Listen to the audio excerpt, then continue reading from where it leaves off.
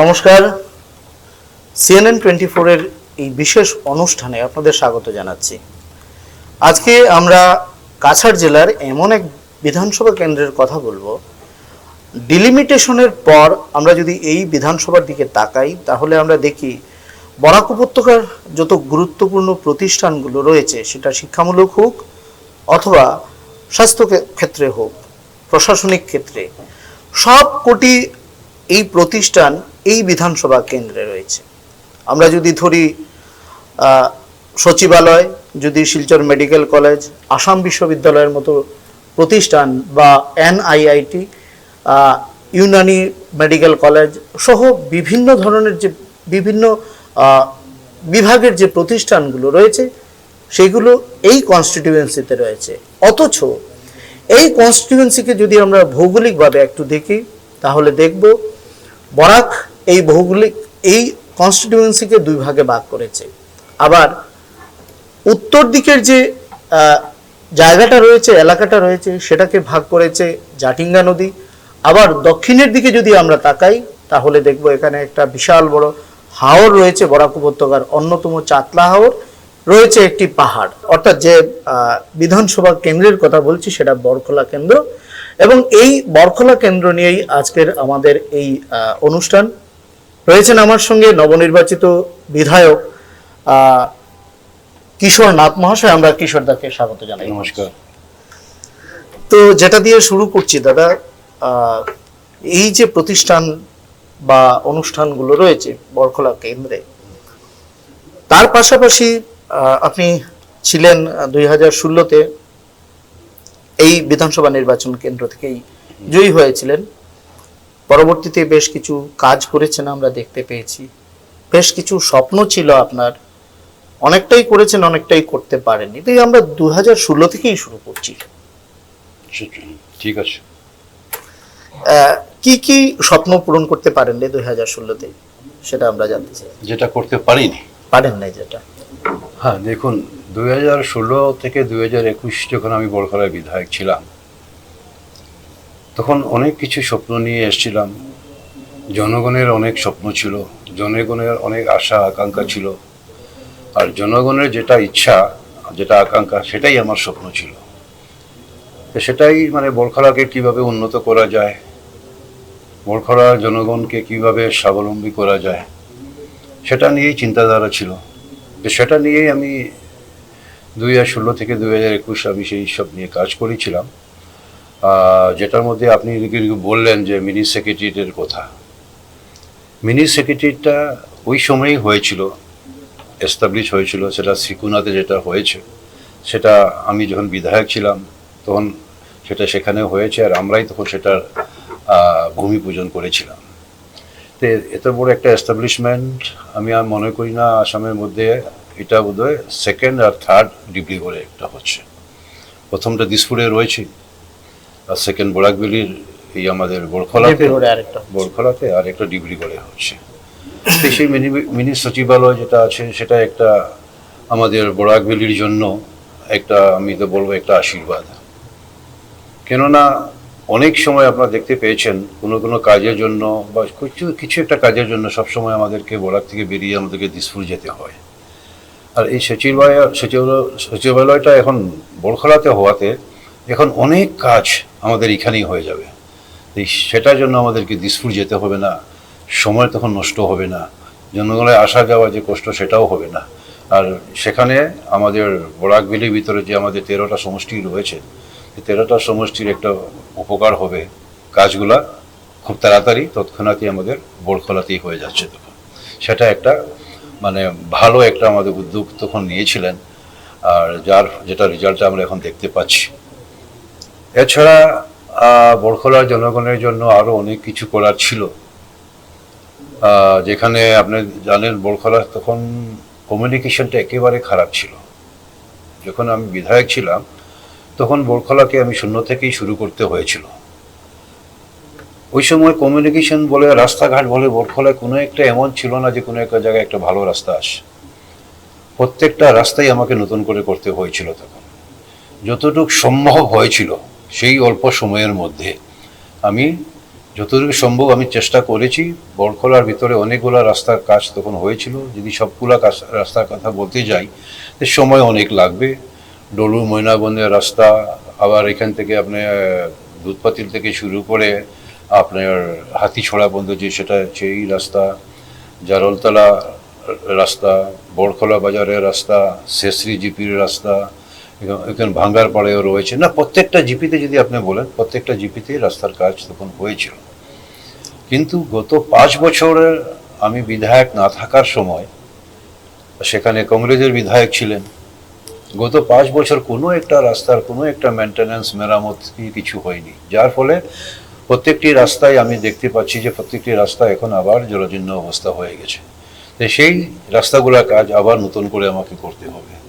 তো সেই সময়ের কাজগুলোর মধ্যে দেখতে গেলে আপনি এটা যদি বলেন, আপনি একেবারে আমার তখন বাউন্ডারি ছিল বড়খলার একেবারে বান্দরখাল ডিটেকচড়া। এই বান্দরখাল ডিটেকচড়ায় সেই অঞ্চলে গিয়েও আপনি দেখতে পাবেন সেখানেরও রাস্তার কাজ তখন আমি করেছিলাম। দামছড়া এলাকায় ওইখানে কমিউনিকেশন, নেটওয়ার্ক কমিউনিকেশন থেকে শুরু করে বৈদ্যুতিকরণ করা, ওই এলাকার রাস্তা বানানো, এগুলো নিয়ে অনেক কাজ তখন সেখানে হয়েছিল। মানে প্রত্যেকটা জায়গায় দিয়ে বলি সময় লাগবে, আমি আগেও বলেছি। আর যদি বলেন আপনার কাছে অনেক সময় আছে এই জায়গাতে আমি বলতে পারি, আর না হলে আমি ছেড়ে দিচ্ছি যে 2016 থেকে 21 পর্যন্ত কি করেছি সেটা জনগণের জানাই রয়েছে, জনগণ সেটা জানেন। আগামী দিনে কি করব সেটা যদি সেটা অবশ্যই আমরা জানবো। কিন্তু এই জায়গাতে একটা কথা আমি বলতে চাই, যেমন আমরা যদি বৃহত্তর দুধপাতিল, হাতিছড়া বা বড়খলা বাজারের উত্তর বা এদিকে ডলু হয়ে যে উপর দিকে যে রাস্তাটা চলে গেছে সেই এলাকাগুলো বা আপনার বালাছড়া ইত্যাদি এলাকার গ্রামীণ যেসব পথগুলো রয়েছে, সেখানে আমরা যদি দেখি যে কাজগুলো হয়েছে সেগুলো এই মুহূর্তে একদম জরাজীর্ণ অবস্থা। যেসব ঠিকাদার কাজ করেছেন মেনটেনেন্স করার কথা, কিন্তু এই বর্ষার মরশুম শুরু হওয়ার আগেই এই রাস্তাগুলোর কাজ বা এই রাস্তাগুলো একদম চলাচলের সম্পূর্ণ অনুপযোগী। হ্যাঁ, সেটা আমি বলেছি, সেটা আমি বলেছি যে রাস্তা সেই সময় আমি করেছিলাম 5 বছর আগে। 5 বছর আমি এমএলএ ছিলাম না, আজ গত 5 বছরে সেখানে কোনো মেনটেন্যান্সের কাজ হয়নি। যেটা আপনি বালাছড়ার কথা বললেন, বালাছড়া মহাসড়ক থেকে শুরু করে একেবারে সন্ন্যাসী বাড়ি পর্যন্ত, ওখানে প্রত্যেক বছর একটা বিরাট বড় মেলা হয়। তো ওই মেলাতে জনগণ মহাসড়ক থেকে হেঁটে যেতে হয়, প্রায় কমে না হলে 3 থেকে 4 কিলোমিটার হেঁটে যেতে হয়, আর রাস্তা তখন ছিল না। তখন জনগণের এটা ডিমান্ড ছিল যে আমাদের এখানে একটা রাস্তার দরকার। সেই সময় সেই রাস্তাটা করা হয়েছিল, সিসি ব্লক দিয়ে পাকা করে মহাসড়ক থেকে বিজয়পুর হয়ে সন্ন্যাসী বাড়ি পর্যন্ত সেই রাস্তা করা হয়েছিল। কিন্তু গত 5 বছর সেই কোনো মেনটেন্যান্স নেই। অনেক বৃষ্টি, তুফান, ফ্লাড অনেক কিছু হয়েছে, সেখানে যদি একটু মেনটেন্যান্স করা হতো তাহলে রাস্তাটা ঠিক হয়ে যেত। কিন্তু এতটুকু খারাপ নয়, কোনো জায়গায় কালভার্টের প্রবলেমের জন্য খারাপ হয়েছে। এইভাবেই প্রত্যেকটা জায়গায় রাস্তা যে খারাপ হয়েছে শুধুমাত্র নেগলিজেন্সি, মানে যদি যে একটু দেখা হতো বা একটু যদি সেই সময় বিধায়ক যদি একটু দেখতেন তাহলে সেই রাস্তাগুলো এত খারাপ হতো না। আচ্ছা, আরেকটা জিনিস আপনাকে তুলে ধরতে চাই, যেহেতু আপনিও ছিলেন সেই সভাতে, মুখ্যমন্ত্রীর সভা, এবং সেখানে রাজনগর এলাকার যে দীর্ঘদিনের একটা দাবি ছিল একটা ব্রিজ নিয়ে বরাকের উপর, যেহেতু বরাক পুরো বড়খলা কনস্টিটিউয়েন্সির মধ্য দিয়ে দুভাগ করে দিয়েছে সেখানে যোগাযোগের, এবং একটা কথা সেটা আপনিও তো স্বীকার করবেন, সবাই স্বীকার করবে যে বড়খলা কনস্টিটিউয়েন্সির আমরা যদি উত্তর থেকে দক্ষিণে যেতে চাই বা দক্ষিণ থেকে ওই দিনই আবার যদি উত্তরে যেতে চাই, অর্থাৎ সেদিকে হলো আপনার ধোয়ারবন্দ শেষ মাথা দক্ষিণে, আর এদিকে উত্তরে আপনার একদম বলবো আমি ডিমা হাসাও সীমান্ত। তো এই রাজনগরের যে সেতু যেটা রয়েছে, মুখ্যমন্ত্রী শিলকুড়িতে এসে তিনি প্রতিশ্রুতি দিয়েছিলেন এখানে একটা বা ব্রিজ তৈরি করবেন। এছাড়া এই সংযুক্ত এলাকার উন্নয়নের কি আলাদা কোনো পরিকল্পনা রয়েছে? হ্যাঁ, সেটা আরও অনেক পরিকল্পনা রয়েছে। যেটা আপনি ব্রিজের কথা বললেন, আর রাজনগর বরাকের উপরে আরেকটা নতুন করে ব্রিজ, সেটা নির্বাচনী প্রচারে আমার নির্বাচনী প্রচারে এসেছিলেন তখন আমাদের শিলকুড়িতে। তখন সেখানে ওনাকে আমি সেটা বলেছিলাম। তো সেই জন্য ওনাকে সবচেয়ে প্রথম ওনাকে ধন্যবাদ দিয়ে নিচ্ছি, আমাদের মাননীয় মুখ্যমন্ত্রী ডক্টর হিমন্ত বিশ্ব শর্মা মহাশয়কে। ওনার কাছে যদি কিছু বলা হয় তো উনি কখনো না করেন না, উনি যথাসম্ভব ওইটাকে করতে চেষ্টা করেন। মানে অসম্ভবকে সম্ভব করাই ওনার কাজ। আমরা দেখতে পেয়েছি, আমি আগেও ওনাকে দেখেছি, যেটা এগুলো যদি অসম্ভব কেউ বলে কেউ মনে করেন, তো ওনার কাছে সেটা অসম্ভব নয়, উনি অসম্ভবকে সম্ভব করে দেন। তো সেইভাবেই ওনাকে বলেছিলাম যে এই অঞ্চলে একটা ব্রিজের দরকার। তো তিনি সেই আমার নির্বাচনী প্রচারে উনিও সেটা বলেছিলেন যে সেখানে একটা ব্রিজ হবে, আর সেটা ব্রিজ হবেই। সেখানে অনেক লোকের অনেক দীর্ঘদিনের একটা ডিমান্ড ছিল জনগণের। আর এখন আমি জনগণের আশীর্বাদে আমি বিধায়ক হয়েছি। জানি না ওই অঞ্চল থেকে কতটুকু জনগণ আমাকে কতটুকু আশীর্বাদ দিয়েছেন সেখানে জনগণ জানবেন। বিধায়ক হয়েছি বরখলার প্রত্যেক মানুষের প্রত্যেকের জন্য বিধায়ক হয়েছি। আর সেই সময় আমি নির্বাচনের আগে সেখানে আমি গেছিলাম, এই সময় নদীর এই পারেও গেছি, নদীর ওই পারে, দুই পারেই আমি গেছিলাম জনগণের কাছে। আমি ওখানে সভা সমিতি করেছি, জনগণের সঙ্গে কথা বলেছি। জনগণের একটাই ডিমান্ড ছিল আমাদের বরাকের ব্রিজ, অনেক বছরে ধরে ওনাদের ডিমান্ড ছিল। তো আমি ওনাদেরকে প্রতিশ্রুতি তখন দিয়েছিলাম ব্রিজ হবে। তো এবার আপনারা আমাকে বিধায়ক নির্বাচিত করার জন্য আপনারা আশীর্বাদ দেন। সেই আশীর্বাদটুকু খুঁজেছিলাম আমাদের কাছ থেকে। আর ব্রিজ এখানে সেখানে হওয়ার সেটা হবেই।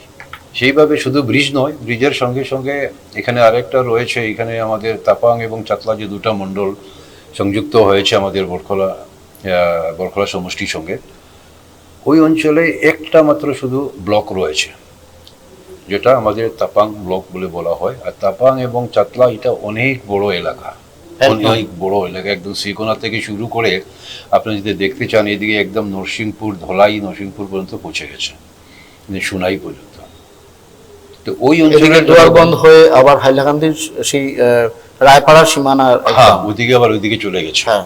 তো ওই যে এত বড় এলাকার ব্লক অফিসটা হয়েছে আমাদের তাপাঙ্গের শ্রীকোনা এই ইন্দ্রগড় জিপিতে রয়েছে। তো ওখানের যারা জনগণরা রয়েছেন, যদি ব্লকে আসতে হয় তো ওনাদের জন্য অনেক একটা কষ্ট হচ্ছে তখন দেখতে পাচ্ছি। এটা স্বাভাবিক, এত দূর থেকে আসবে। ব্লকে যারা আসে সাধারণত যারা বিপিএল লেভেলের রয়েছেন, মধ্যস্তরের যারা রয়েছেন, ওনারাই আসেন। আর ওনারা যদি একদিন আসতে হয় তো ওখান থেকে যদি আসতে হয়, মনে করেন ক্লেভার হাউস জিপি থেকে কেউ যদি ব্লকে আসতে হয় অন্তত পক্ষে 1000 2000 টাকা।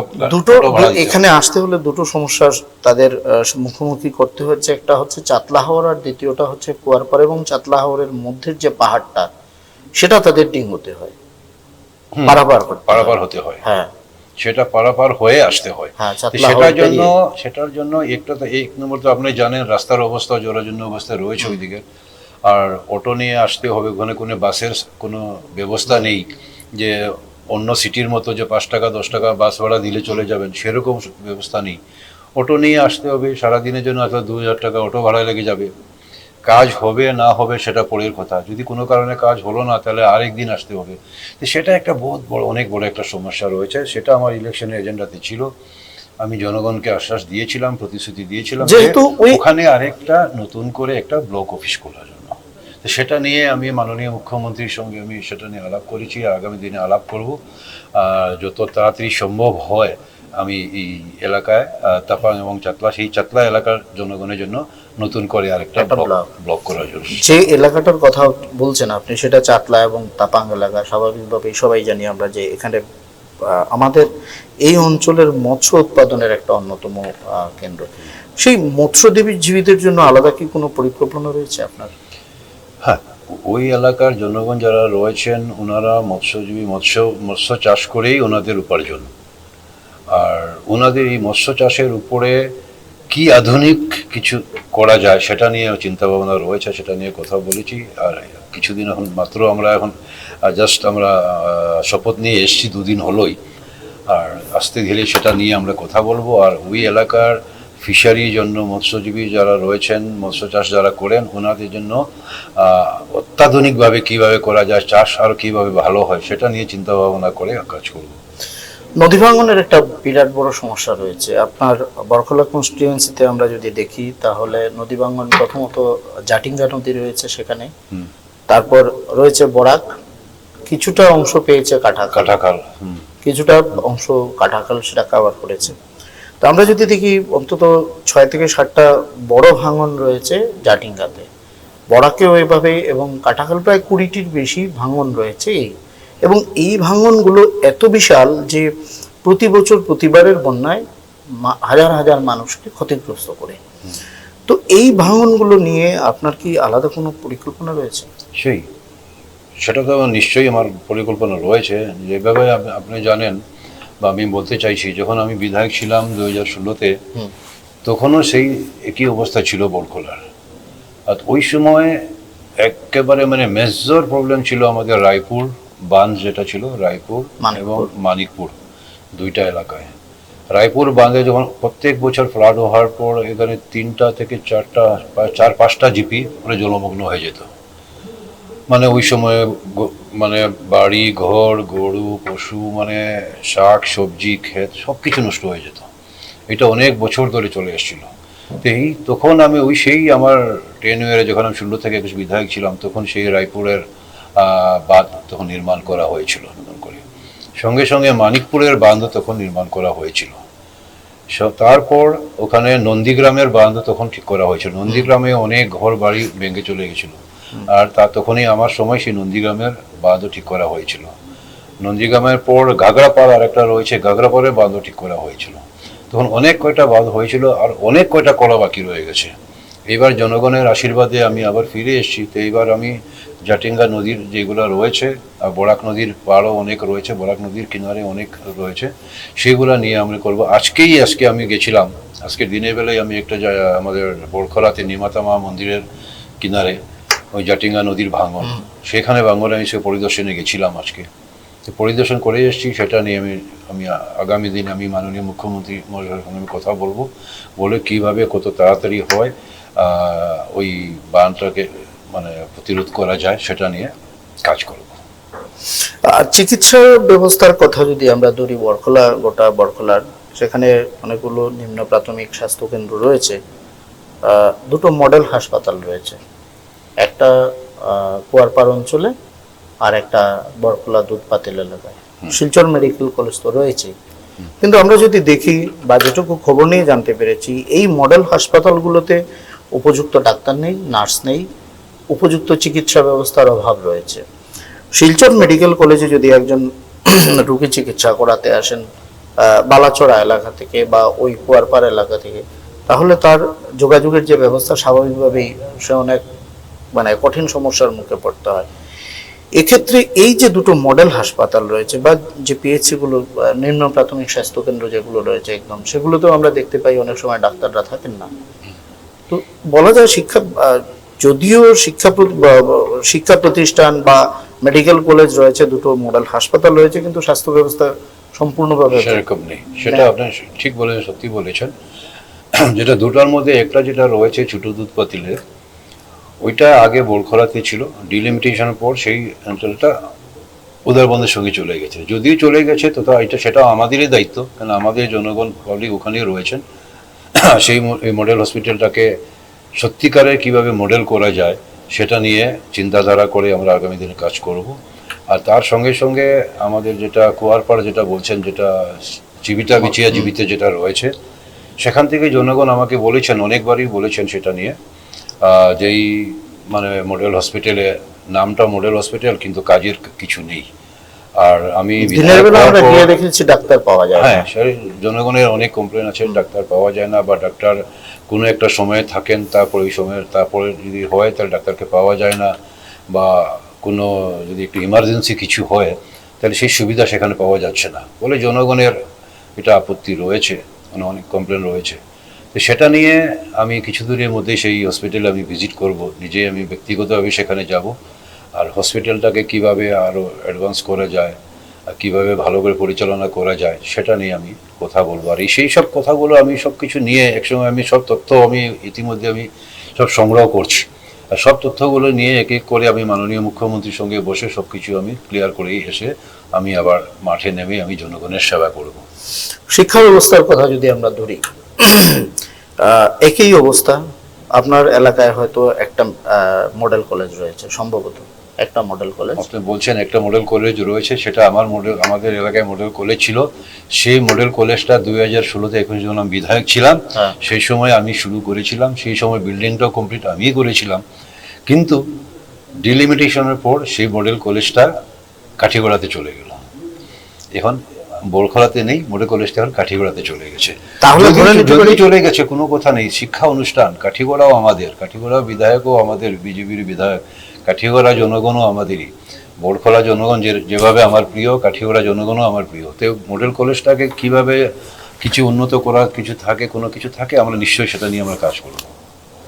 একটা জিনিস আমরা যেটা দেখলাম, গত যে মাধ্যমিক বা উচ্চ মাধ্যমিক পরীক্ষা রেজাল্ট আউট হয়েছে, আমরা যদি দেখি বরখলা, শুধু বরখলা বিধানসভা কেন্দ্রের যে স্কুলগুলো রয়েছে সেই স্কুলগুলোর তথ্য যদি আমরা ধরি, তাহলে গোটা রাজ্যের সঙ্গে কাছাড় জেলার যে পাশের হার, তার থেকেও কম দেখা যায় এন্টায়ার বরখলা কনস্টিটিউয়েন্সির যে স্কুলগুলো রয়েছে সেগুলোর পাশের হার। তো এই যে শিক্ষা ব্যবস্থার এই চূড়ান্ত অবনতি, আপনি দুবারের বিধায়ক, এই শিক্ষা ব্যবস্থাকে উন্নত করতে, বিশেষ করে এই প্রাথমিক স্তরে বা উচ্চতর মাধ্যমিক স্তরের যে শিক্ষা ব্যবস্থা যেটা রয়েছে সরকারি, সেটাকে উন্নত করতে আমরা কি দেখতে পাবো কোনো ধরনের আলাদা পদক্ষেপ নিতে? সেটা দেখুন, শিক্ষা ব্যবস্থাকে উন্নত করার জন্য আমাদের মাননীয় মুখ্যমন্ত্রী মহাশয়, উনি এত ওটার প্রতি লক্ষ্য রাখছেন, এত কিছু করছেন। এই যে বছরে বছরে উনি যে এই প্রোগ্রামটা করছেন প্রত্যেক স্কুলে, অনুষ্ঠানটাকে কি বলে, এই অনুষ্ঠানটার নামটা ঠিক মনে পড়ছে না আমার, প্রত্যেক বছরে একটা একটা অনুষ্ঠান করা হয়, আমি বলছি। তো ওই অনুষ্ঠানের মাধ্যমে গুণ উৎসব, এই গুণ উৎসব যে করা হচ্ছে, সেটা করার লক্ষ্য তো এটাই ছিল, স্কুলগুলোকে। কিন্তু রেজাল্ট তো খারাপ হচ্ছে। সেই রেজাল্টটা কেন খারাপ হচ্ছে, কেন হচ্ছে, কি হচ্ছে, সেটা নিয়ে তো এখন ইতিমধ্যে দেখতে হবে। আমি বললাম আপনাকে, বিধায়ক হয়ে আসার মাত্র এক সপ্তাহই হয়েছে, আর এখনো বোরখলা পুরা জায়গায় আমি যেতে পারিনি। স্কুলগুলোতে যাব, সেগুলো নিয়ে কথা বলবো। স্কুলের ইন্সপেক্টররা রয়েছেন, আবার যারা স্কুলের মানে দায়িত্ব যারা রয়েছেন, ওনাদের সঙ্গে আমরা বিশেষ তদারকির ব্যবস্থা বিশেষ করে এটা নিয়ে কথা বলবো। আর এর মধ্যে আমাদের যাওয়ার কথাও ছিল যে স্কুলগুলোতে একবার যাব, কেন, কি কারণে রেজাল্ট খারাপ হচ্ছে, আর এত খারাপ কেন কাছাড়ের বদনাম হবে, বা কাছাড় জেলার বা বোরখলা সমষ্টির কেন খারাপ হবে এত কিছু সুবিধা পাওয়ার পর। তো সেটা নিয়ে আমরা আগামী দিনে সেটা নিয়ে আমরা পরিকল্পনা করেছি। কিছুদিন আগে আমরা সেটা নিয়ে আমাদের কাছাড় জেলার অফিসে আমরা বসে সেটা নিয়ে আমরা আলাপও করেছি যে এই রেজাল্টটা খারাপ হওয়ার পিছনে কি কারণ রয়েছে, সেটা আমরা তদন্ত করে আমরা দেখব। এবার যেহেতু 2026-এ আমরা দিকে 2016-র পর 2026 এতটুকু সময় পর্যন্ত যদি আমরা দেখি, তাহলে আপনার অনেক কথাই আমরা জানতে পেরেছি, স্বপ্ন জানতে পেরেছি কি। এবং এই বছরের যদি নির্বাচনের প্রক্রিয়া শুরু হওয়া থেকে আজ অবধি যদি আমরা ধরি, তাহলে দেখতে পাই যে 2016-এ আপনি মাত্র 46 ভোট, সম্ভবত 42 ভোটে আপনি জিতেছিলেন।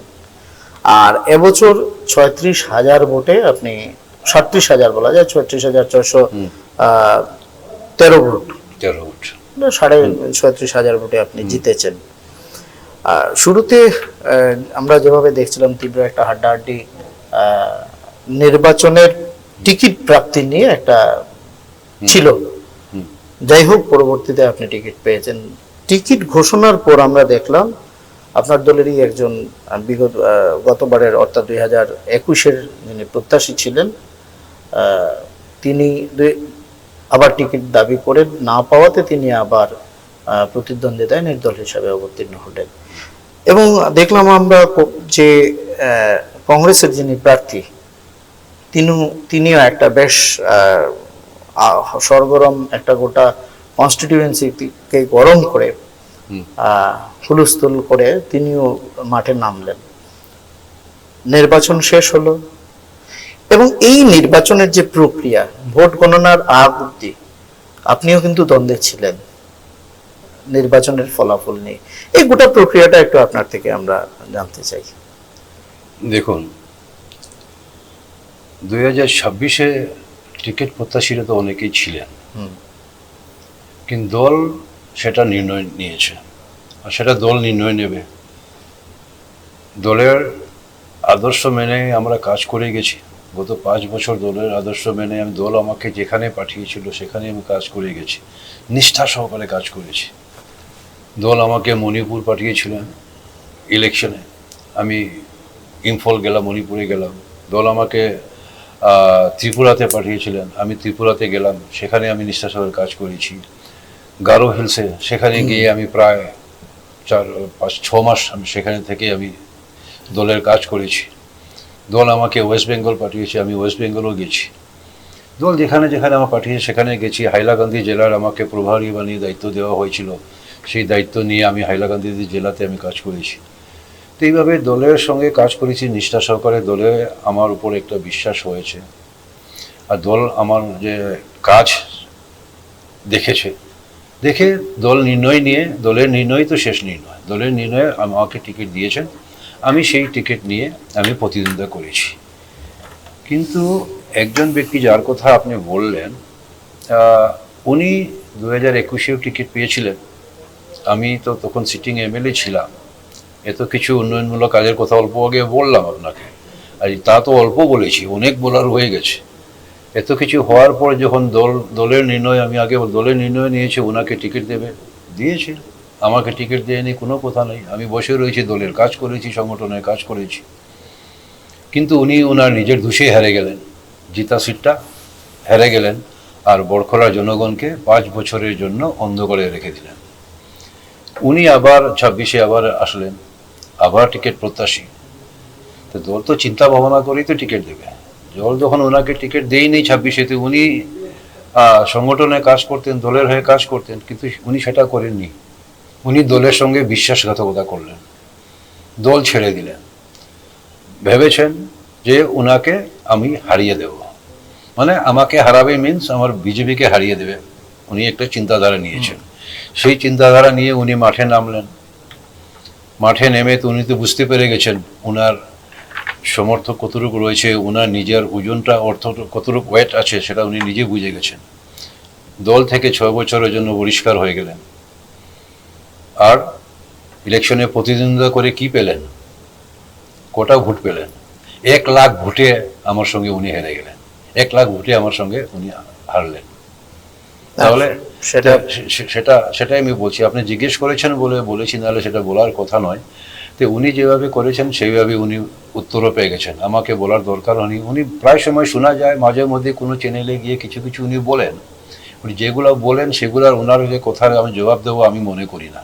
যেগুলা বলছেন উনি সব তথ্য ছাড়া কথাগুলো বলছেন। তো ওই সব কথাতে আমি যদি সময় দেই তাহলে আমার সময় নষ্ট হবে, আমার সময়ের মূল্য আছে, তাই ওইগুলোতে আমি কোথাও যাচ্ছি না। আর আজকে আপনার এখানে স্টুডিওতে আপনি এগুলো জিজ্ঞেস করলেন, তাই আমি 2-1টা কথা বলে দিলাম। আচ্ছা কিশোর দা, নির্বাচনের যে ফলাফল ঘোষণার আগে বা ফলাফল ঘোষণা নিয়ে আপনি কি কোনো মানে সংখ্যায় ছিলেন? একটু কনফিউশন ছিল আপনার যে কোনো কনফিউশন ছিল জেতার না। ব্যাপারে? আমি যখন প্রতিদ্বন্দ্বিতা করেছি বা করার আগেও, টিকিট পাওয়ার আগেও আমি জনগণকে বলছি যে 2016-তে আমি 42 ভোটে জিতেছি, আর এইবার যদি দল আমাকে টিকিট দেয় তাহলে আমি 42,000 ভোটে জিতবো। সেই কথাটা কিন্তু আমি আগেই বলেছি। আর অনেকে আমাকে বলেছেন যে ঠিক আছে, এত বড় মানে মানে খুব চ্যালেঞ্জ হয়ে কনফিডেন্স হয়ে বলবেন না। আমি বলছি না, আমার যেটা কনফিডেন্স আমি বলছি, আমি আমার নিজের কনফিডেন্স নিয়ে আমি বলছি যে হ্যাঁ আমি 42,000 ভোটে এবার জিতে আসবো। যখন দল আমাকে মনোনয়ন দিলেন, দেওয়ার পর আমি আমার কার্যকর্তা বন্ধুদের সঙ্গে, দলের কার্যকর্তা বন্ধুদের সঙ্গে গেলাম, আমার মণ্ডলস্থলের কার্যকর্তা বন্ধুদের সঙ্গে কথা বললাম, বলে ওনাকে আমি বললাম যে এবার আমাদের টার্গেট 42,000 আমরা লিড করব। তো অনেকে জানেন না, প্রশ্ন করেছেন। আমি বলছি না, 16-তে যখন 42 ভোটে আমরা জিতেছিলাম, ওই সময় তো বড়খলার সিট তো জিতা সিট ছিল না, তখন আমি জিতেছি। ওই সময় বড়খলা সিটটা হারা সিট ছিল, আর 2জন তাবড়তোবড় নেতা 2জন ছিলেন, আর তখন আমি নতুন ছিলাম। তা তবুও আমি ওনাদেরকে 42 ভোটে হলেও আমি হারিয়েছি ওনাদেরকে, বিজেপি জয় হয়েছিল। আর তারপর আমি 5 বছর বড়খলাতে কাজ করেছি, উন্নয়নমূলক কাজ করেছি। তারপরে 5 বছর আমি সংগঠন নিয়ে চলেছি, কাজ করেছি। 10 বছর তো আরও হয়ে গেছে। এইবার আমার এইম হলো আমি 42,000 ভোটে জিতবো। তাহলে আমাদের যারাই আমার কার্যকর্তারা রয়েছেন সবার মনে একটা এইম হয়ে গেছে, এবার 42,000 টার্গেট। আমরা সেই টার্গেট নিয়ে কাজ করেছি, জনগণের পাশে গেছি, জনগণের বাড়িতে গেছি, ঘরে ঘরে গেছি, জনগণের সমর্থন পেয়েছি। কোথায় গিয়ে আমরা বিমুখ হয়ে আসিনি, যেখানে গেছি আমরা সমর্থন পেয়েছি, 2 হাত ভরে আমরা আশীর্বাদ পেয়েছি। তখনই আমরা নির্ণয় নিয়েছিলাম হ্যাঁ আমাদের টার্গেট আমাদের ফুলফিল হবে। কিন্তু ইলেকশনের কিছু একটা কারণে, কোনো একটা কারণে, সেই কারণটা আমি আর ইতিমধ্যে বলতে চাইছি না। আমি কি বলবো? আমি বলতে চাইছি না, আপনি যদি কিছু জানেন আপনি বলতে পারেন। না, আমরা দেখলাম আমি যেটা বলবো না। কিশোর দা, আমরা যেটা দেখলাম নির্বাচনের আগে আমরা দেখলাম যে বরখোলা যে 4টি মণ্ডল রয়েছে, সেই মণ্ডলের যারা কর্মকর্তা তারা কিন্তু একটা প্রার্থী কেন্দ্রিক বিষয়কে কেন্দ্র করে একটা বিরোধ করেছিলেন তারা না। প্রাথমিক অবস্থায়। না না না, সেটা আমি মানি না। সেটা দেখুন, টিকিট পাওয়ার আগে যেটা হয় এটা কিছু থাকে, কে কোন দিকে কার কোন দিকে, এটা সেটা থাকে। আমি নির্বাচনের আগের কথা বলছি। হ্যাঁ, নির্বাচনের টিকিট পাওয়ার আগে পাওয়ার পর না, পাওয়ার পর সেরকম না। পাওয়ার পর সব সংগঠন আমার সঙ্গে ছিলেন, সংগঠনকে নিয়েই আমি কাজ করেছি, সংগঠন আমার সাপোর্টে ছিল, আর আমার সঙ্গে আমার জনগণের আশীর্বাদ ছিল। কি গত 3 বছর, প্রায় 3 বছর আমি যে ডিলিমিটেশনের পর এই তাপাং এবং চাতলা 2টা মণ্ডলে আমি একদম আনাচে কানাচে চুষে বেরিয়েছি। প্রত্যেকটা পূজায় আমি 3টা দুর্গা পূজা পেয়েছি, 3 টাইমস দুর্গা পূজা পেয়েছি, প্রত্যেকটা পূজা 3 টাইমস আমি কীর্তন পেয়েছি, যে প্রত্যেক বছর কীর্তন হয়, সেই কীর্তনে যাওয়া, দুর্গা পূজাতে যাওয়া, আর মাঝে মাঝে অন্য অন্য পূজাতে যাওয়া। কারো বাড়িতে অসুখ হয়েছে, মানে কারো মৃত্যু হয়, কারো জন্ম হয়, যে কোনো সময় বা বিবাহর সময় আমি জনগণের পাশে ছিলাম, আমি গেছি, সবার সঙ্গে আমি টাচে ছিলাম। তো সেটাই আমার রেজাল্ট হয়েছে। আর ওনারা সবাই জেনে গেছেন যে তাপাং চাতলার জনগণের যারা রয়েছেন, ওনাদের রিলেশন তো পুরোনো বরখোলা জনগণের সঙ্গে রয়েছেই, আত্মীয় স্বজনতা রয়েছে। তো সেখান থেকে ওনারা জানতে পেরেছেন যে হ্যাঁ, উনি থাকার সময় বরখোলার এইভাবে উন্নয়নমূলক কাজ হয়েছে। উনি বরখোলা থাকার সময় আমরা ওনার কাছে বাড়িতে যখন যেতাম, রাতে 12টা 1টা পর্যন্ত ওনার ঘরের দরজা খোলা থাকতো। সকালে গেলে ওনার যখনই যেতাম কোনো সময় না ছিল না। আর ওনার বাড়িতে যেতে হলে কাউকে ধরে যেতে লাগতো, সেরকমই ছিল না। আমার কাছে ওপেন টু সবার জন্য ওপেন ছিল। তো সেই জন্যই জনগণ আমাকে ভালোবেসেছেন, জনগণের আমি আশীর্বাদ পেয়েছি। আর সেই যে 16 থেকে 21 জনগণের সেবা করেছিলাম, সেই সেবারও তো কিছু আমি রেজাল্ট, সেই সেবার ফল, সেই সেবার যে প্রসাদ, সেই প্রসাদ রূপে এবার আমি পেয়েছি। জনগণ আমাকে 2 হাত ভরে আশীর্বাদ দিয়েছেন। আমি 42,000 টার্গেট আমি পুরো করে নিতাম, কোনো একটা কারণের জন্য আমি 36,000-এ গিয়ে আটকে গেলাম। 36,600 মানে 37,000-এ রাউন্ড ফিগার যদি বলি, 37,000-এ রয়ে গেলাম। কিন্তু আপনি দেখেছিলেন আমি লিড করেছিলাম, কিন্তু 60,000 এবাব লিড করে গেছিলাম। 60,000 এবাব লিড করে গেছিলাম, কিন্তু কোনো একটা জায়গায় এসে লাস্ট রাউন্ড যখন চলছিল, আমাদের শ্রীকুনা মণ্ডল চলছিল, তো কোনো একটা জায়গায় এসে কোনো একটা সেন্টারে গিয়ে একটু খারাপ হয়ে গেছে। জানি না সেই এলাকার জনগণ কেন আমাকে ভোট না দিয়ে কংগ্রেসকে ভোট দিলেন, সেটা আমি এখনো বুঝতে পারিনি। যদি আগামী দিনে ওনাদের সঙ্গে আমার দেখা সাক্ষাৎ হয়, নিশ্চয়ই হবে, আমি নিশ্চয়ই ওনাদেরকে জিজ্ঞেস করব যে আপনাদের জন্য 2016 থেকে 21 আমি আপনাদের জন্য কাজ করেছি বিনা শর্তে। তখন আমাদের কিছু ছিল না, তখন ওই এলাকার জনগণ আমাকে বলেছিলেন যে 2016 থেকে 21 আপনি আমাদের জন্য যা কাজ করেছেন, সেটার বদলিতে আপনাকে আমরা ভোট দিতে পারিনি 2021-এ, কেন 21-এ আমি টিকিট পাইনি। তো এইবার আপনি দল আপনাকে টিকিট দিয়েছে, এইবার আমরা আপনাকে সেই ঋণ আমি পরিশোধ করব, আমরা আপনার ঋণে এবার আমরা ভোট দেবো। অনেকেই বলেছেন, অনেক জায়গাতে বলেছেন, কিন্তু জানি না আবার ঠিক ভোটের সময় সেই মতো আসে। ভোট এসছে, যথেষ্ট ভোট এসছে, যতটুকু আমরা আশা করেছিলাম তার থেকে বেশি ভোট এসছে, কিন্তু আমি তার থেকে বেশি আশা করেছিলাম। সেই আশা করার কারণ কি ছিল? জনগণ আমাকে আশা দিয়েছিলেন, ওনারাই আমাকে আশা দিয়েছিলেন যে আপনাকে এত ভোট আমরা দেব। তো সেই আশায় আমি ছিলাম, কিন্তু সেরকম তো হয়নি। কিন্তু যতটুকু আমরা পেতে লাগে তার থেকে বেশি পেয়েছি। যাই হোক, আমরা হয়তো আরো 3,000 ভোট পেলে আপনি হয়তো এরকমের একটা রেকর্ড করতে পারতেন। সবচেয়ে আমরা যে আমাদের কাছে যে তথ্য রয়েছে, যে সেই তথ্য অনুযায়ী সবচেয়ে কম ভোটে আপনি জিতেছেন বরখোলাতে। আবার হয়তো এই 3,000 ভোট পেলে হয়তো সবচেয়ে বেশি ভোটের রেকর্ডে আপনি সেরকম হতো। কিন্তু বরখোলার রেকর্ডে, বরখোলার ইতিহাসে কিন্তু সেটা রেকর্ড। বরখোলার ইতিহাসে এত ভোট আগে কোনোদিন হয়নি। না না না, আরেকজন রয়েছেন প্রায় 40,000 ভোট পেয়ে জয়ী হয়েছিলেন, মিসবাউল ইসলাম লস্কর। সে তথ্য না 40,000 ভোট পেয়ে জিতেছিলেন। ভোট কত পেয়েছিলেন? আমরা 1 লাখ ভোট, টোটাল যে ভোট পেয়েছি কাস্টিং ভোটের, সেই এত ভোট তো পাননি। উনি ওই সময় পেয়েছিলেন 67-68,000 সামথিং, মানে হায়েস্ট ভোট সেটাই পেয়েছিলেন। আর এবার আমি পেয়েছি 1 লাখের উপরে, আমার এক্স্যাক্টলি মনে না, নেই। এই বিতর্কে যদি আমরা যাই তাহলে আমরা রেশিওটা কিন্তু ওইভাবে ধরতে হবে যে সেই সময়ের ভোটার কত ছিলেন, হ্যাঁ, ভোট সেটা- কাস্টিং কত না, হয়েছে, না, এবার ভোটার ওটা- বেড়েছে ওটা- স্বাভাবিকভাবে, সেটাও আমি বলছি। ভোট কাস্টিংও বেড়েছে। এটা বেড়েছে, এটা সবকিছু বেড়েছে, এটা নো ডাউট সেটা বেড়েছে। আমি বলি নাই যে সেটা হয়েছে বলছি, বরখোলা সমষ্টির কথা বলছি। বরখোলা সমষ্টিতে সবচেয়ে বেশি ভোটিং এবার হয়েছে, আর ভোটার বেড়েছে সেটা ডিলিমিটেশন পর সেটা আলাদা কথা।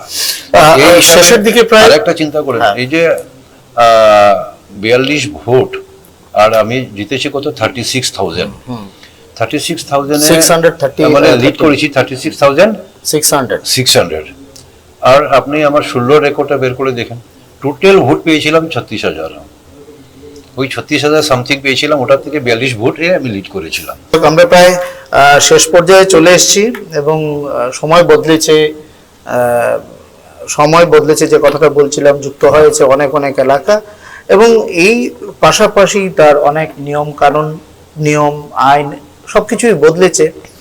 উন্নয়নের যে গতি সেটাও বদলেছে, ধারাটাও বদলেছে, সবকিছুই একটা পরিবর্তন আমরা দেখতে পাচ্ছি। এই অবস্থায় বিধায়ক হয়েছেন দ্বিতীয়বার। অবশ্যই বরখোলাবাসীর পাশাপাশি সবাই চাইবে এই বরাকের পাশাপাশি বরাকের উন্নয়ন, এবং বরাকের উন্নয়ন মানেই আলাদা করে প্রতিটি কনস্টিটিউয়েন্সির উন্নয়ন, বরখোলার উন্নয়ন সবাই চাইবে। আমরা বরখোলাবাসী যেভাবে চাইছেন এই এলাকার উন্নয়ন। তো দাদা, আজকে আমাদের স্টুডিওতে এই সময়টুকু দেওয়ার জন্য আপনাকে অনেক অনেক ধন্যবাদ। আমরাও চাইবো আপনি যে স্বপ্ন নিয়ে নির্বাচনে জয়ী হয়েছেন, গতবার বা এবারের যে স্বপ্ন আপনার রয়েছে সেই স্বপ্নগুলো পূরণ হোক, কারণ স্বপ্ন পূরণ হলেই স্বাভাবিকভাবেই সমাজের সার্বিকভাবে পরিকাঠামোগত উন্নয়ন। তো আমাদেরকে আবারও বলছি সময় দেওয়ার জন্য ধন্যবাদ। নমস্কার। নমস্কার।